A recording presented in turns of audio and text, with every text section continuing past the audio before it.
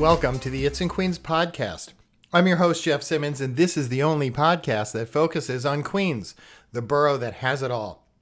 This podcast comes to you each week thanks to the Queens Tourism Council and the Queens Economic Development Corporation. Together, they work tirelessly to showcase our borough as a destination that's filled with amazing experiences, cultural gems, and opportunities for everyone who lives here, works here, or visits from near or far. Across the city, and especially here in Queens, nonprofits are the lifeblood of our communities. They come in all shapes and sizes. Now, some focus on the arts and culture that make our borough so vibrant. Others provide education, job training, health services, or support for immigrants and families. And still others work on housing, food access, and helping people get back on their feet after facing serious challenges. What makes Queens so special is that our nonprofit community reflects the borough itself. Diverse, resilient, innovative, and deeply committed to helping neighbors succeed. Every day, thousands of nonprofit workers and volunteers are quietly doing the work that keep our communities strong. They help people find jobs, start businesses, pursue education, and build better and stronger futures. One organization that's been doing that for decades is the Fortune Society, a nationally respected nonprofit that helps people rebuild their lives after involvement with the criminal justice system. Through housing, workforce development, education, counseling, and other programs, Fortune Society helps people re-enter society and become productive members of their communities. And now the organization has a new leader. Just a few weeks ago, Rob DeLeon was named interim president and CEO of the Fortune Society, succeeding leader Stanley Richards, who moved on to become the city's new commissioner of the Department of Correction. Rob is no stranger to the organization or its mission.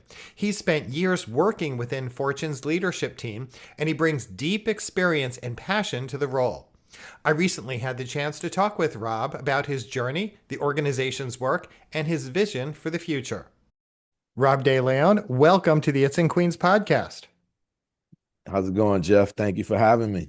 So I want to introduce you to our listeners because, first of all, you are a lifelong New Yorker. Queens has been a big part of your life and your work. How has living and working in Queens shaped who you are and the way you approach leadership? Oh, man. Queens is the place that I call home now, actually. I've been living in Queens. I'm born and raised in Brooklyn. I've been living in Queens for the past 22 years.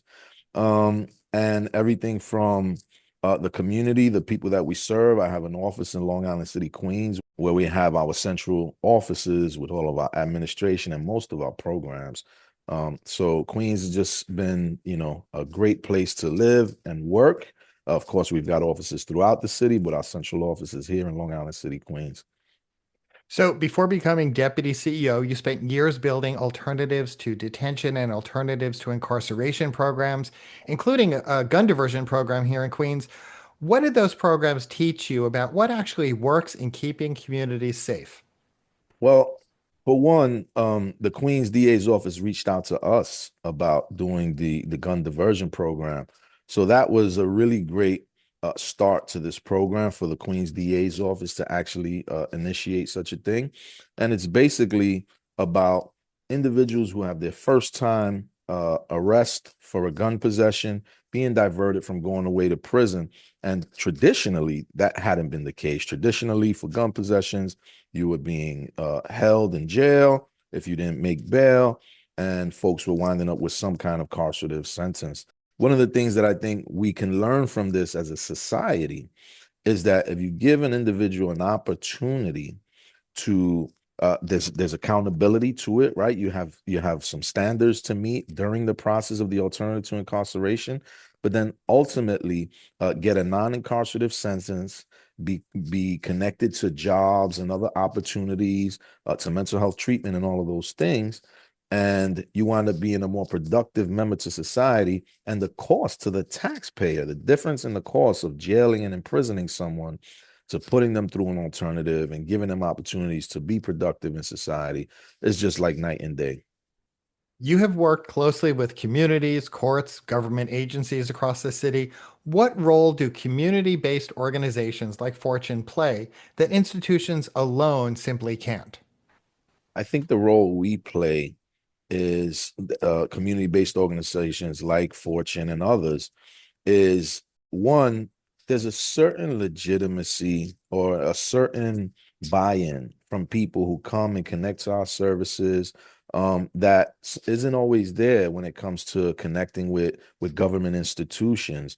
The people we hire, speaking specifically to the Fortune Society, we really give opportunities to individuals with lived experience. So many of the folks that work for us, over 50% of our staff, are individuals who've had experiences with the criminal legal system and have the education, have the right experience to do the job. And there's just something about that lived experience that you can't learn at a school. There's something about that creates a legitimacy and an opportunity to connect with the people that you're serving.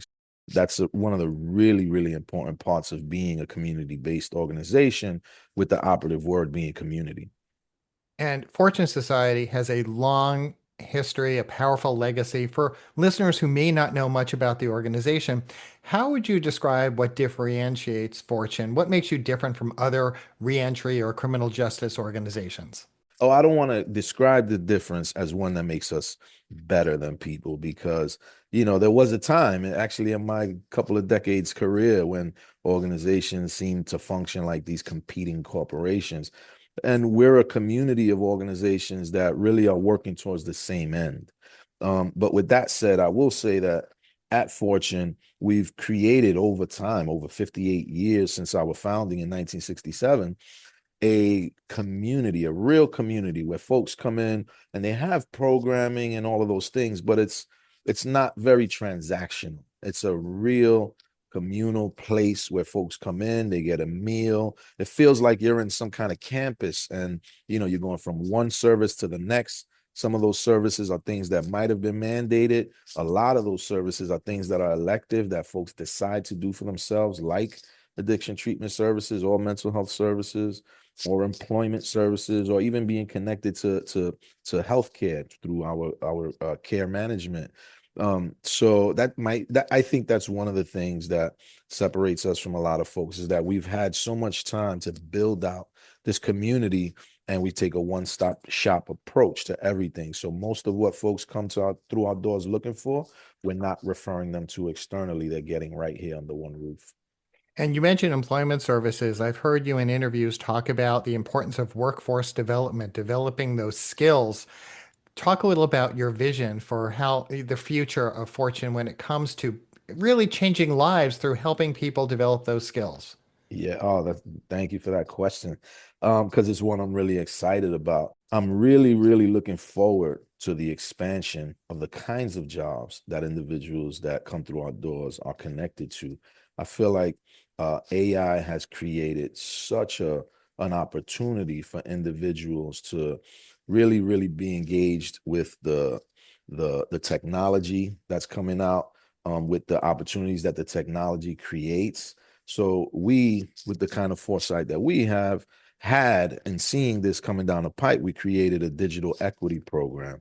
So individuals come through, and of course, there are so many that come through and need basic digital literacy skills training, and we're doing that. But we're hoping that will evolve into much more advanced digital and technological skills, where individuals are utilizing it to get into the workforce. But of course, we continue to help individuals to get connected to those careers that they're interested in, that they feel they would do best at. So for instance, we still do a ton of construction jobs training, green jobs training, and those kinds of careers as well. But I would hope that we begin to move in the direction of the technological advancements in society. You're stepping into this role during a real moment of transition for Fortune, of course, but also for the city. What feels most urgent right now for the organization and the people that it serves?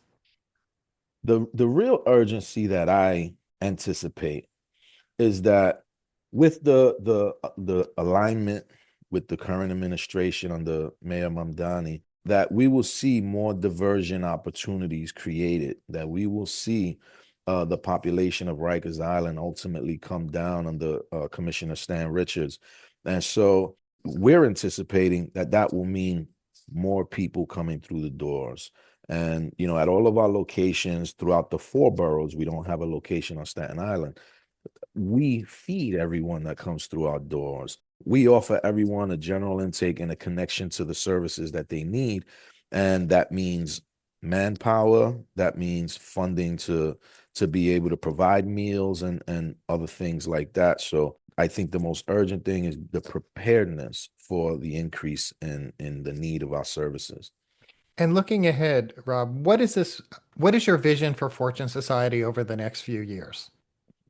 So right now, what I've done, this happened really quickly with the transition of our outgoing president and CEO, our beloved Stanley Richards. This happened really quickly. The transition, I was named as interim. The press conference happened on a Saturday. I was named as interim on Monday. The role I was in was deputy CEO.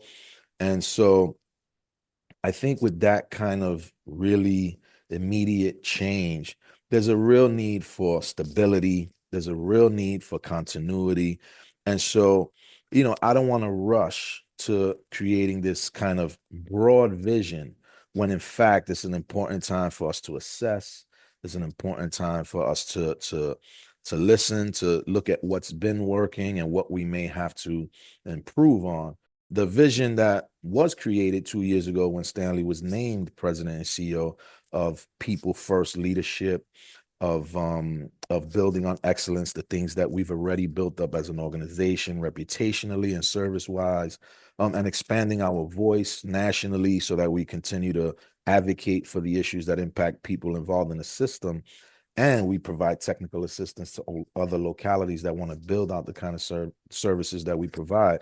That vision is still very fresh. It's one that I, played a big part in creating, and I want to continue to push that vision forward in this time of continuity and stability. But ultimately, I will be thinking on what some broader vision might be. But in the meantime, we're steadying the ship. We're going to continue forward, and we're going to continue to do great work. What does this moment mean to you to step into this role at this moment in our history? It means a great deal. I mean, first and foremost, I'm really honored. I'm humbled by the opportunity to be in the seat of president and CEO at Fortune. I've been doing this work for 22 years. I stand on the shoulders of some giants, including, of course, our outgoing president and CEO, Stan Richards, but others who came before us, like Eddie Ellis and others who really had the vision of what it means to have formerly incarcerated people, system impacted people at the table, setting the agenda and being part of the movement to shrink our criminal justice footprint and to reverse the harms that have been done to specific communities. And by that, I really mean Black and brown communities who, for the most part, have fed jails and prisons throughout the country. It's a real honor for me. And I've got a 9-year-old son. I've got a couple granddaughters. I got a 32-year-old daughter who finished law school and who's watched, my growth professionally, all of whom are very proud of me. And so it means a lot. And it's really humbling and it's an honor.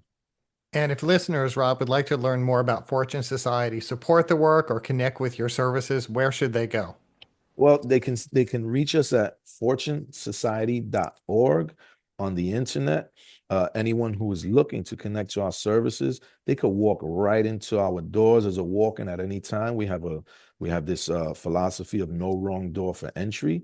Our main location is at 2976 Northern Boulevard in Long Island City, Queens. And to some people, that sounds like this very far off remote place, but it is a centralized area right in Long Island City, Queens, right over the 59th Street Bridge.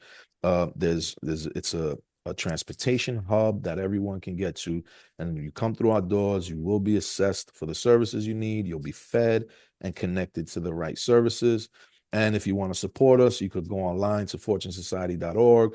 There's opportunities to support us either through donations, through monetary donations, through other kinds of donations. So we just are thankful to folks who have been our supporters, thankful to folks like you, Jeff, for the highlight here on your show. And we look forward to continuing the good work. That was Rob DeLeon, the new interim CEO and president of the Fortune Society. The organization has long been a national leader in helping people rebuild their lives after incarceration, and their impact goes far beyond the individuals they serve. When someone gets the support they need to succeed, like finding stable housing, employment, or community, it strengthens families and neighborhoods across the city. Nonprofits often work behind the scenes, but their impact is everywhere. They remind us that progress does not happen by accident. It happens when people care enough to step up and make a difference. So whether you're supporting a local nonprofit, volunteering your time, attending a community event, or simply spreading the word about the great work being done across our borough, you're helping keep that spirit alive. Because when nonprofits thrive, communities thrive. Now, if you're looking for something fun to do in the borough, we always have you covered on the It's in Queens podcast. That's where Rob Mackay comes in. He's with the Queens Economic Development Corporation and the Queens Tourism Council. And each and every week, he highlights some of the more exciting events that are happening in Queens. Here's this week's report. Howdy, Jeff. I'd like to mention a fun multi-culti event starring someone who lives right around the corner from you. Kathy Kada is probably best known around here as the co-founder of the Queens World Film Festival, which has screened about 2,000 movies since launching in 2010. But others know her as an actress, a collage maker, a comedian, and people in Jackson Heights like you probably know her as a tireless gardener because she does the entire block-long building on 35th Avenue. Well, what a lot of people don't know about her is that she's one of the world's best improv actors. In fact, she moved to New York City from the West Coast in the 1980s specifically to perform with the Four-Play Improvised Theater Company. And here's where the pretzel gets a few more twists. On March 3rd, she installed an exhibition at the local LIC, the youth hostel in Long Island City. It consists of pieces that she created out of buttons and fabric and lumber and nails and wires and all that kind of stuff. And then as part of this visual show, she's actually going to do an improv act this Saturday, March 14th, I guess while standing amid her art. So it's a one-woman piece with Katha responding to the audience cues. I've been to, I think, 2, maybe 3 of them, and they are hilarious. It's so funny. The fun starts at 6:30, and if you can't make it, but you want to see the art, it'll actually be on display at the local for the rest of the month. All right. Thanks, Jeff. Bye. And there you have it. Just a few of the many things that are happening in our borough. From cultural festivals and performances to food, history, and community gatherings, there's always something happening in Queens. And that's really what makes our borough so special, the energy of its neighborhoods and the organizations, both nonprofit and community-based, that bring people together and make these events possible. Remember, the place to go to discover and explore everything that's on the horizon in Queens is so easy to remember. It's at itsinqueens.com. Remember that website, itsinqueens.com. And if you're interested in more business-related news, how to help your business or family members or friends, well then head right over to the QEDC's website at queensny.org. And when you're there, sign up for the newsletter. It only takes a moment. Now, when you visit any place in Queens, snap a photo and share it with us. Make sure to use the hashtag #It'sInQueens when you post on Instagram or X, because who knows, your photo could become our photo of the week. I'm your host, Jeff Simmons, and that's it for this week's It's in Queens podcast.